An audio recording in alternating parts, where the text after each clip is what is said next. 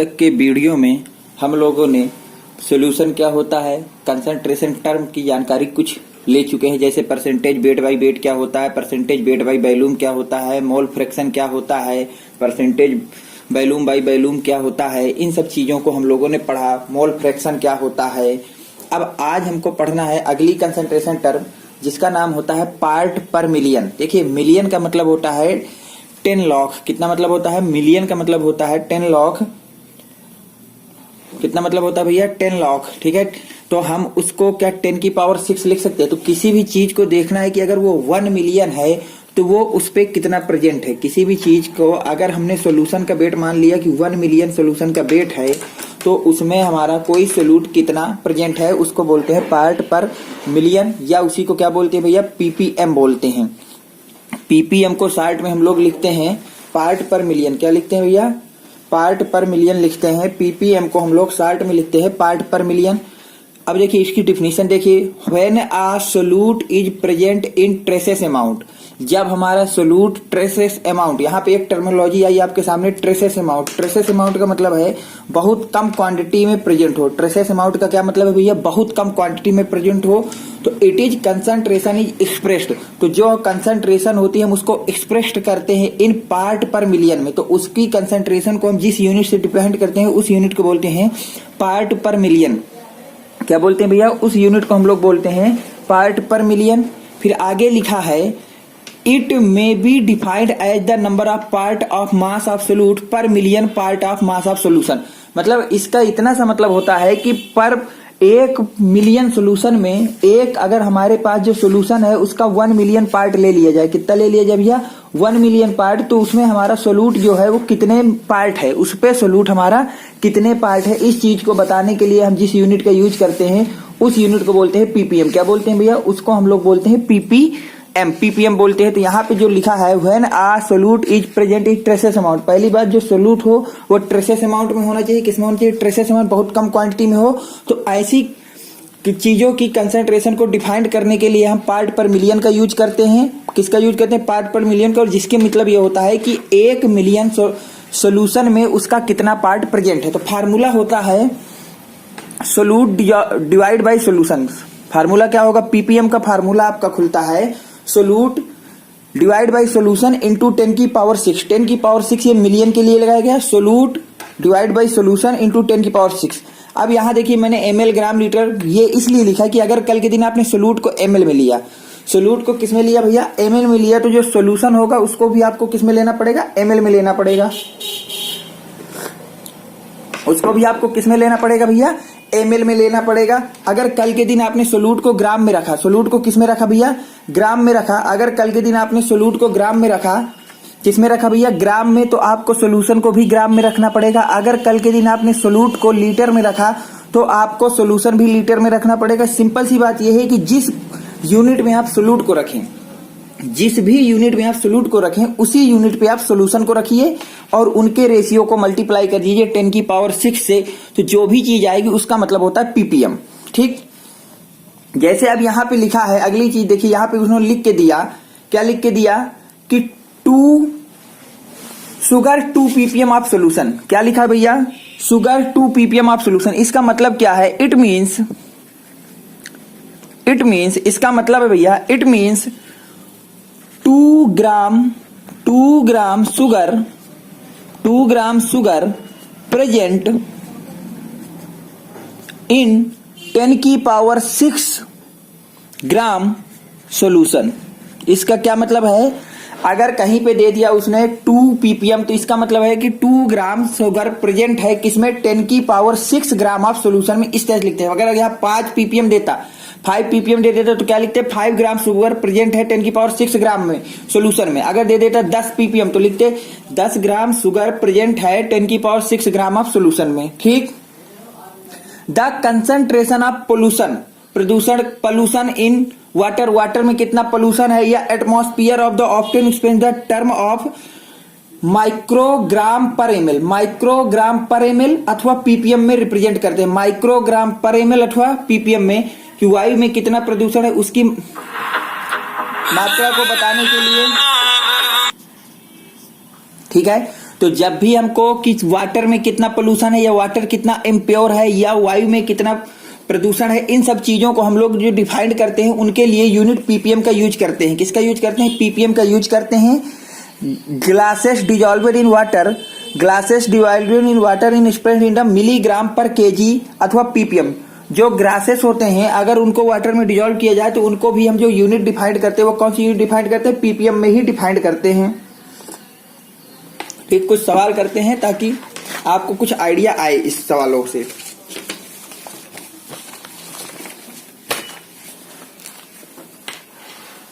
ठीक भैया, पढ़िए क्या दिया है। दिया है if 1 litre of solution contain 5 ml of certain significant then the express this concentration in ppm. पहली बात उसने कहा है इसकी जो कंसंट्रेशन है उसको पीपीएम में एक्सप्रेस करना है। किस में एक्सप्रेस करना है भैया? पीपीएम में एक्सप्रेस करना है कंसंट्रेशन। तो क्वेश्चन मार्क किसकी? 5 ml ऑफ सर्टेन, कोई भी आपका कंपाउंड है तो मैं लिख लेता हूं सोलूट की। किसकी भैया? सोलूट की। किस में रिप्रेजेंट करना है भैया? पीपीएम में रिप्रेजेंट करना है। तो क्या यहां से जो वॉल्यूम ऑफ ml में दिया है सोलूट का, किसका दिया भैया? सोलूट का, वो 5 ml दिया है। कितना दिया भैया? 5 ml दिया है। और जो सोल्यूशन है, क्या सोल्यूशन को बोला है कि जो वॉल्यूम है सोल्यूशन का, किसका भैया? सोल्यूशन का, वो आपके पास 1 लीटर है। इसका मतलब वो कितना है? 1000 ml या 1000 ml है। अब हमको निकालना है क्या भैया? पीपीएम ऑफ सोल्यूट बताना है। क्या बताना है? पीपीएम ऑफ सोल्यूट बताना है। तो ऊपर क्या लिखेंगे? Weight of solute, solute divide by solution into 10 की पावर 6 होता है। मैंने बताया है कि जो क्वांटिटी ऊपर वाली की रखे उसी क्वांटिटी को नीचे वाली की रखना है। तो यहाँ हमें वॉल्यूम दोनों को पता है, तो ऊपर रखेंगे वॉल्यूम इन ml सोल्यूट का और नीचे लिखेंगे वॉल्यूम इन ml सोल्यूशन का। तो सोल्यूट का वॉल्यूम आपने कितना निकला है? 5, सोल्यूशन का आया 1000 इंटू 10 की पावर 6। कितना भैया? 10 की पावर 6। तो क्या कल के दिन इसको 5 इंटू 10 की पावर 3 पीपीएम बोला जा सकता है? कितना बोला जा सकता है भैया? 5 इंटू 10 की पावर 3 पीपीएम। बस खत्म हो गया, यही आपका आंसर है। देख लीजिए किस तरह से किया गया कि एक सोल्यूशन दिया, सोल्यूशन का वेट दे दिया, वॉल्यूम दे दिया और आपको सोल्यूट का वॉल्यूम दे दिया, पीपीएम पूछा था। तो solute divide by solution into 10 की पावर 6 लगा के मैंने आपको आंसर दे दिया। ठीक है, चलते हैं नेक्स्ट क्वेश्चन की तरफ।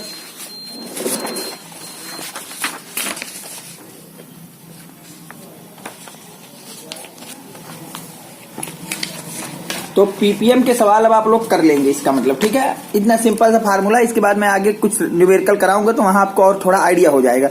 इसी तरह एक टर्म होती है पार्ट पर बिलियन। इसी तरह से एक और आपकी कंसंट्रेशन टर्म होती है जिसको हम लोग बोलते हैं पार्ट पर बिलियन। क्या बोलते हैं भैया? पार्ट पर बिलियन बोलते हैं। उस कंसंट्रेशन टर्म को हम लोग बोलते हैं पार्ट पर बिलियन। तो उसको पीपीबी से रिप्रेजेंट करते हैं। उसको किससे रिप्रेजेंट करते हैं? पीपीबी से रिप्रेजेंट करते हैं। अब पीपीबी में क्या करेंगे? पीपीएम में क्या किया गया था? सोल्यूट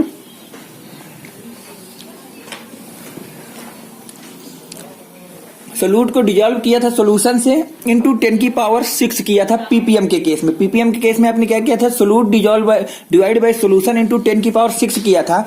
पीपीबी के केस में आपको 10 की पावर 6 की जगह 10 की पावर 9 रख देना है, बाकी फार्मूला सेम होगा। पीपीबी के केस में आपको क्या कर देना है? 10 की पावर 6 की जगह आपको 10 की पावर 9 लिख दीजिए और फार्मूला सेम होगा। तो अगर कल के दिन सोल्यूट एमएल में रखेंगे तो सोल्यूशन को भी एमएल में रख देंगे, सोल्यूट अगर लीटर में रखेंगे तो सोल्यूशन को भी लीटर, मतलब दोनों की यूनिट सेम रख देना बस। अब सवाल पढ़िए, एक सवाल कर लेते हैं ताकि थोड़ा सा आइडिया हो जाए हमको। ठीक है, बोला गया आ सर्टेन पब्लिक वाटर, क्या बोला गया? A certain public water supply contain इतने पीपीवी पार्ट पर मिलियन। कोई वाटर है सर्टेन इन द क्लोरोफार्म, तो बोला है कि उसमें 0.10 पीपीबी, कितना भैया? पीपीबी आपका क्लोरोफार्म है जो कि है CH3 है, क्लोरोफार्म है। How many molecule of chloroform would be obtained इन इतने ml ऑफ वाटर। और दिया है जो वाटर, देखिए वाटर का बोला है उन्होंने कि 0.78 ml। ठीक है, तो हमसे बोला कि अगर सॉल्यूशन है एक आपका क्लोरोफार्म का वाटर का सॉल्यूशन है, कोई क्लोरोफार्म और वाटर का सॉल्यूशन है जिसमें क्लोरोफार्म की जब हम क्वांटिटी देखी तो 0.10 ppb आई। कितनी आई भैया? 0.10 ppb I.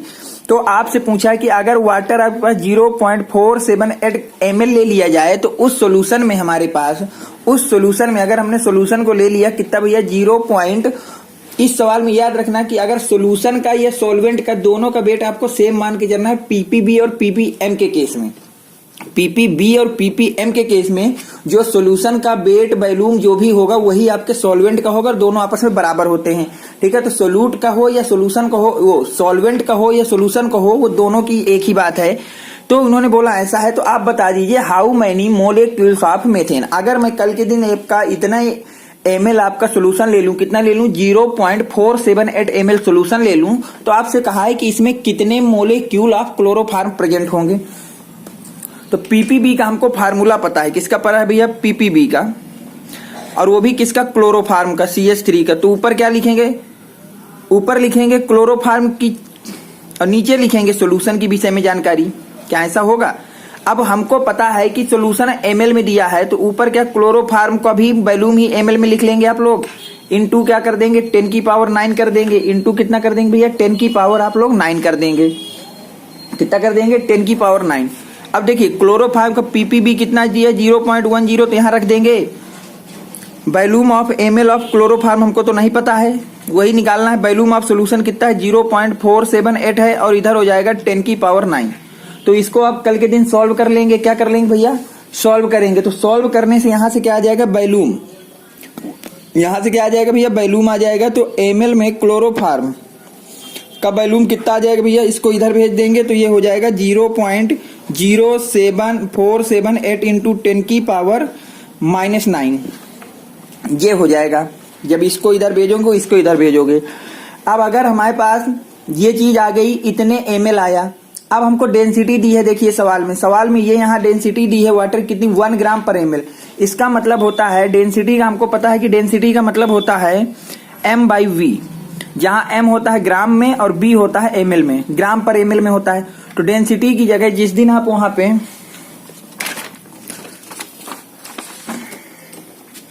According to question यहाँ पे अगर डेंसिटी की जगह 1 रख दें, मास इन ग्राम हमको नहीं पता है, लेकिन वॉल्यूम हमको पता है कितना है। टोटल आया 0.0478 इंटू 10 की पावर -9 आया। इसको उधर भेज देंगे तो ये क्या आ जाएगा?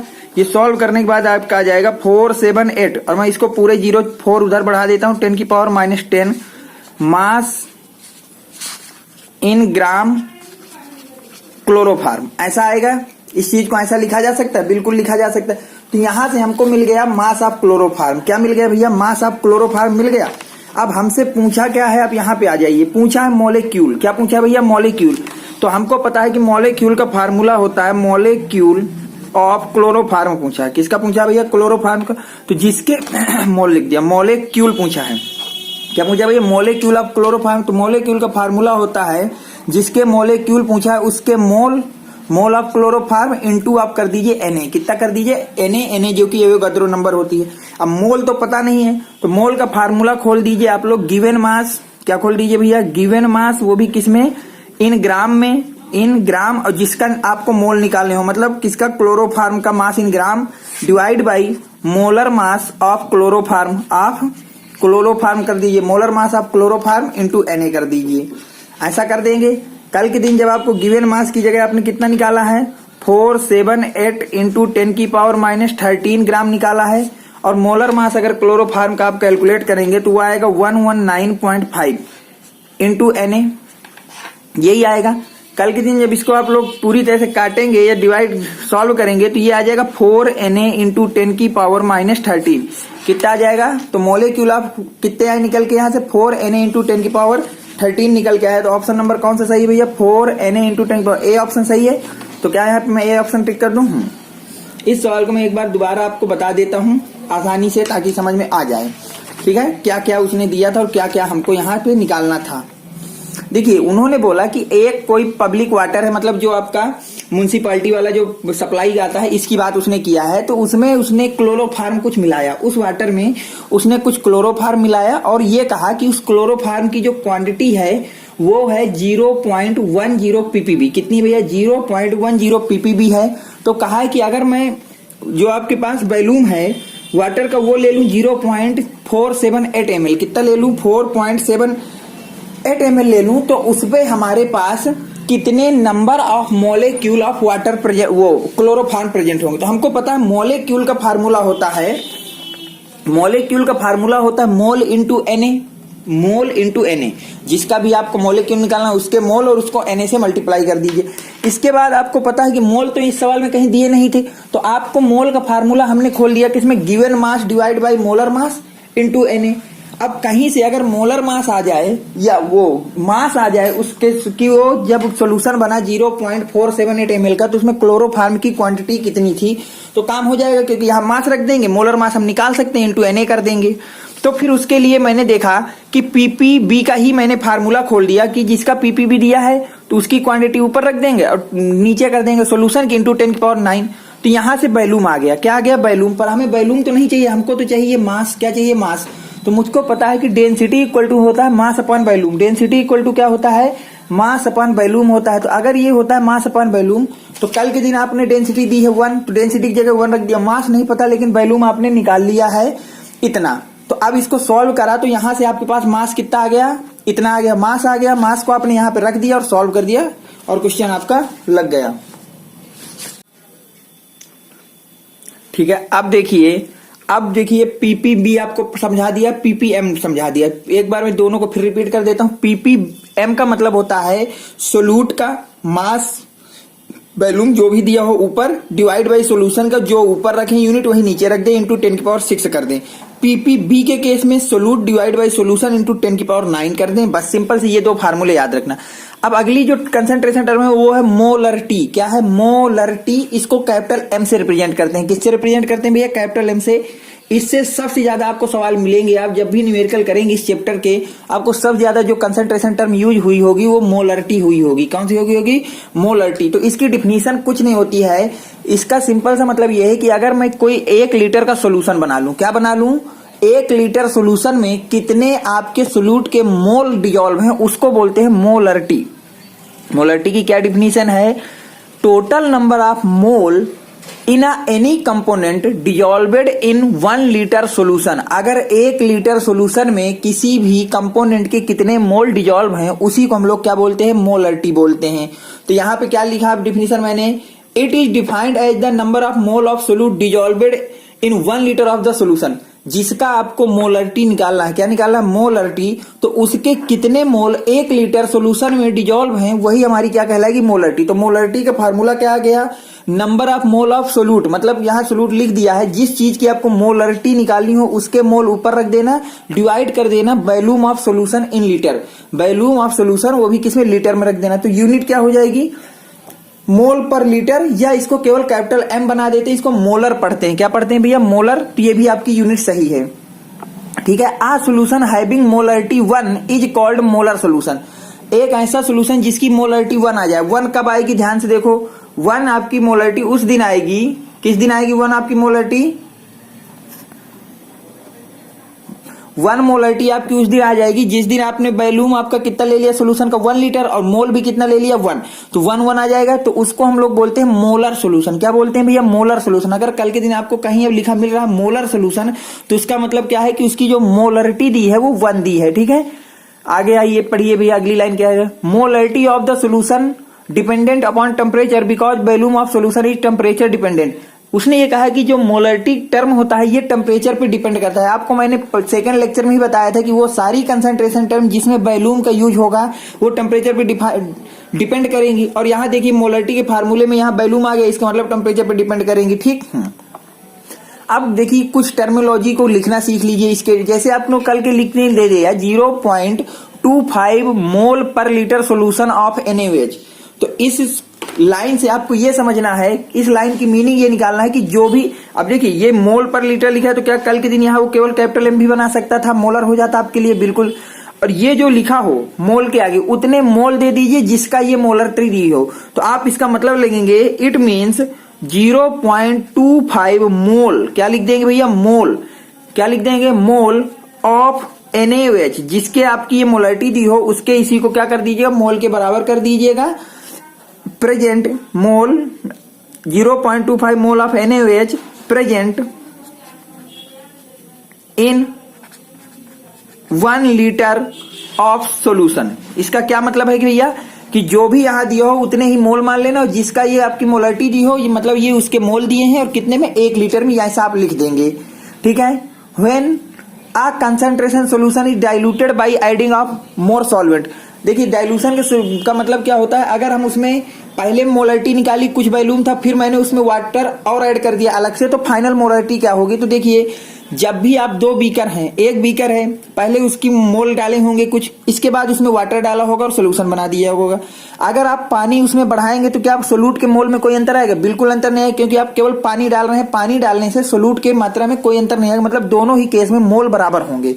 तो यहाँ पे हम लोग यही लिख दिए हैं कि the number of mole of solute in solution remain unchanged is dilution. अगर हमने किसी भी सोल्यूशन में वाटर को ऐड किया तो इससे उस सोल्यूट के मोल पे कोई भी फर्क नहीं पड़ता है। तो अगर मोल बराबर हो गए तो मोल ऑफ सोल्यूट बिफोर डाइल्यूशन, पानी डालने से पहले और पानी डालने के बाद बराबर होंगे। अब देखिए ये क्या फार्मूला लिखा है, molarity equal to number of mole divide by volume. तो अगर मोल निकाले तो यहां से मोलरिटी इंटू वॉल्यूम हो जाएगा, वॉल्यूम को इधर भेज देंगे तो molarity into volume equal to mole हो जाएगा। तो मैंने यही खोल दिया है कि मोलरिटी जब आपने पानी नहीं मिलाया, वॉल्यूम जब आपने पानी नहीं मिलाया, M initial V initial equal to molarity final जब आपने वाटर ऐड कर चुके हैं, वॉल्यूम फाइनल जब वाटर ऐड कर चुके हैं। तो एक ये फार्मूला याद रखना है, M1 V1 equal to M2 V2। ठीक, सवाल से आपको ये और थोड़ा क्लियर होगा, मैं सवाल से आपको समझाने की कोशिश करता हूं इस चीज को। पढ़िए भैया, calculate the molarity of the each of the following solution. Her solution की आपको क्या बतानी है, मोलरिटी बताना है। तो हमसे उसने जो पूछा है उसको मोलरिटी पूछा है, तो मोलरिटी को कैपिटल एम से रिप्रेजेंट करते हैं। दिया गया 30 ग्राम ऑफ कोबाल्ट नाइट्रेट इन इतने लीटर। तो आपको जो वॉल्यूम दिया है, वॉल्यूम ऑफ सोल्यूशन क्या दिया भैया, वॉल्यूम ऑफ सोल्यूशन जो दिया है वो दिया है 4.3 लीटर, ऐसा ही दिया है। साथ में आपको दिया है वेट ऑफ कोबाल्ट नाइट्रेट, कितना दिया भैया, 30 ग्राम दिया है। तो क्या यहां से आप लोग मोल ऑफ कोबाल्ट निकाल सकते हैं, मोल ऑफ कोबाल्ट। मोल का फार्मूला क्या होगा, गिवन मास किसका, जिसके मोल निकालना है, गिवन मास, वो भी किसमें, इन ग्राम में, और मास किसका रखते हैं भैया, जिसके निकालना होता है। और नीचे क्या रखते हैं, मोलर मास रखते हैं, नीचे डिवाइड कर देते हैं उसको मोलर मास से, किसके मोलर मास से, जिसके आपको मोल निकालने हो। तो मास कितना दिया भैया, 30 ग्राम दिया है। कितना दिया है मास भैया, 30 ग्राम। अब कोबाल्ट नाइट्रेट का मोलर मास पता हो जाए तो काम हो जाएगा। तो कोबाल्ट नाइट्रेट का जो मोलर मास जिस दिन आप निकालेंगे, डॉट 6H2 होता है फार्मूले में, डॉट कितना होता है, 6H2, यहाँ लिखा हुआ है 6H2 भी साथ में चलेगा। तो वो आपके सामने आएगा 290.7। कितना आ जाएगा भैया, 290.7 आ जाएगा। अब ये देखिए मोल आपके पास आ गए। अब इसको आप सॉल्व कर लेंगे तो ये वैल्यू आएगी 0.103, कितनी आ जाएगी भैया, मोल आ गए इतने। और आपको निकालना क्या है, मोलरिटी निकालनी है ना, क्या निकालना है, मोलरिटी। तो आपको पता है मोलरिटी का फार्मूला क्या होता है, मोलरिटी ऑफ किसकी निकालना भैया, कोबाल्ट नाइट्रेट की, डॉट 6H2O की निकालना है, इसकी निकालना है ना मोलरिटी। अगर इसकी मोलरिटी निकालना है तो मैंने बताया था जिसकी मोलरिटी निकालना है उसके मोल लिखिए ऊपर, मोल ऑफ कोबाल्ट नाइट्रेट ऊपर लिख देंगे, कोबाल्ट नाइट्रेट के मोल, और नीचे क्या लिखते हैं, वॉल्यूम इन सॉल्यूशन लिखते हैं। क्या लिखते हैं भैया, वॉल्यूम इन सॉल्यूशन, वो भी किसमें, इन लीटर में। किसमें रखना है भैया, लीटर में। तो जब मोलरिटी की जगह कैपिटल एम बना दूं, मोलरिटी की जगह कितना बना दूं, कैपिटल एम बना दूं। मोल लिखना है, मोल कितने आए भैया, 0.103 आए, बिल्कुल। वॉल्यूम इन लीटर लिखना है, तो वॉल्यूम कितना दिया देखो ध्यान से, सोल्यूशन का 4.3 लीटर दिया है। कितना दिया भैया, 4.3 लीटर दिया है, तो यहां रख दिया। अब इसको कल के दिन जब सॉल्व कर लेंगे, क्या करेंगे भैया, सॉल्व करेंगे तो ये वैल्यू आ जाएगी 0.024 मोलर। तो यही क्या मोलरिटी हो गई, जिसकी मोलरिटी निकालना उसके मोल डिवाइड कर दिया वॉल्यूम ऑफ सॉल्यूशन, तो ये आपका आंसर आ जाएगा। ठीक, इसमें कोई दिक्कत, और मैं इसमें सवाल करा देता हूं आपको, ठीक है, ताकि थोड़ा बहुत आइडिया आपको सही से हो जाए इस टर्मिनोलॉजी का कि मोलरिटी होती क्या है। आइए भैया अगले सवाल को पढ़िए ध्यान से, क्या दिया है। दिया गया है कि 30 ml of 0.5 molar H2SO4 dilution to 500 ml, उसने आपको दिया है बैलूम। तो मान लेता हूं जो बैलूम दिया है इनिशियली वो 30 ml दिया है। कितना दिया है भैया, 30 ml।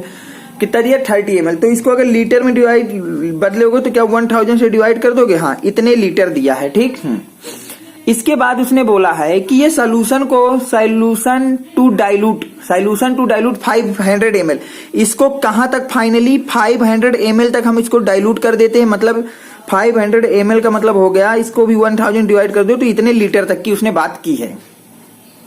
बोला था कि जब हमारे पास बैलून 30 ml था तो मोलरिटी जो इनिशियल है वो कितनी थी भैया, 0.5 थी। देख लो वहीं लिखा है सवाल में कि 0.5 थी।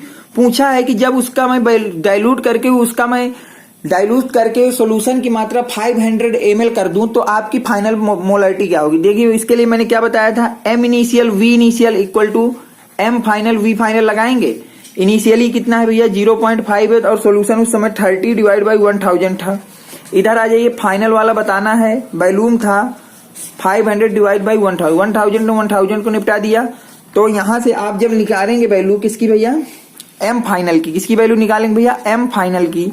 तो M फाइनल की वैल्यू क्या हो जाएगी, 0.5 इंटू 30 डिवाइड बाई 500, कितनी हो जाएगी भैया 500। और जब इसको सॉल्व करोगे वो आएगा 0.03 मोलर। कितनी आ जाएगी भैया 0.05 मोलर। तो ये हो गया कि जब मैंने 30 ml सोल्यूशन को, 30 ml का जो सोल्यूशन था जिसकी मोलरिटी थी 0.5, अगर उसका मैं वाटर को ऐड करके उसका मैं वॉल्यूम कर दूं 500 ml, कितना कर दूं भैया 500 ml, तो आपके पास जो मोलरिटी आएगी फाइनल वो कितनी आएगी, ये आएगी। ठीक, चलते हैं अगले सवाल की तरफ।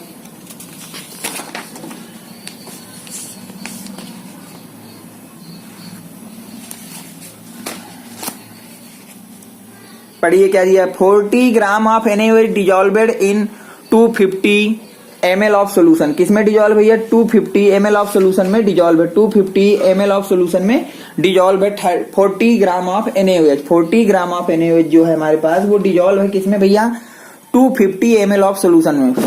ठीक है, तो देखिए अब यहाँ पे हमको वेट दिया है, क्या दिया भैया, वेट दिया है NaOH का। किसका दिया है, NaOH का। तो मैं लिख लूंगा गिवन क्या है, वेट ऑफ सोडियम हाइड्रोक्साइड दिया है 40 ग्राम।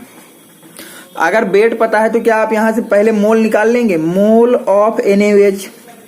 तो फार्मूला क्या लगाएंगे भैया, गिवन मास ऑफ NaOH, जिसके मोल निकालने होते हैं उसका मास वो भी किस में रखते हैं भैया, इन ग्राम, डिवाइड बाई क्या करते हैं, मोलर